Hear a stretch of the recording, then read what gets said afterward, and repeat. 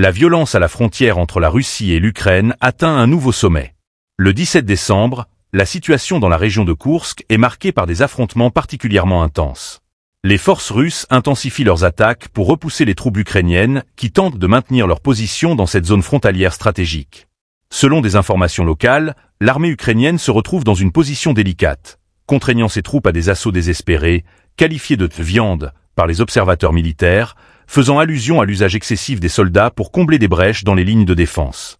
Abonnez-vous pour suivre de près l'évolution de la situation. À Soudja, une petite localité de la région, la violence a atteint des proportions dramatiques. Des témoignages font état d'un véritable massacre où les forces russes auraient pris d'assaut la ville, provoquant la mort de nombreux civils et soldats ukrainiens. Les images des combats sur place révèlent une guerre sans pitié, où l'acharnement des deux camps semble atteindre des niveaux inhumains.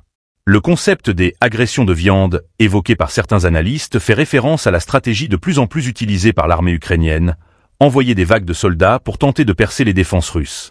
Ces assauts, souvent peu organisés et caractérisés par des pertes humaines massives, témoignent du manque de ressources et de soutien à la fois de la part des forces ukrainiennes et de l'ampleur des affrontements. Dans la région de Sudjanski, au sud de Koursk, les combats font rage.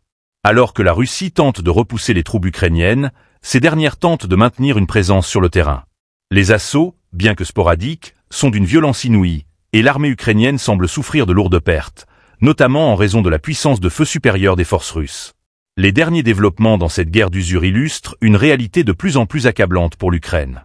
Les pertes humaines, tant chez les militaires que chez les civils, se multiplient, et les assauts d'une violence extrême rendent le conflit encore plus insoutenable.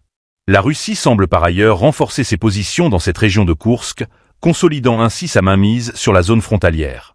Face à cette situation, les appels à une résolution pacifique se multiplient, mais l'intensité des combats et les stratégies de plus en plus brutales rendent toute issue diplomatique encore plus incertaine. La guerre continue de défigurer la région, avec des répercussions dramatiques pour tous ceux qui se trouvent pris dans l'engrenage de cette violence.